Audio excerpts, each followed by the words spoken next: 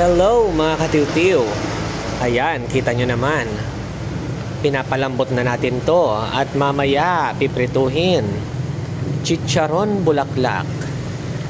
Nga pala mga katiw-tiw, ang nilagay natin dito ay bawang sibuyas, asin, paminta at luya.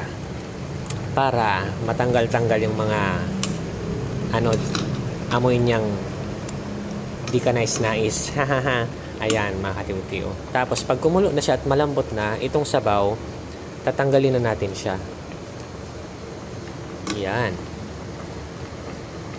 At ito'y dapat bihira lang nito kumain. The best to sa pulutan.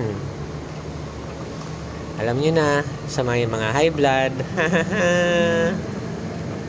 Sarap nito. Chicharon bulaklak.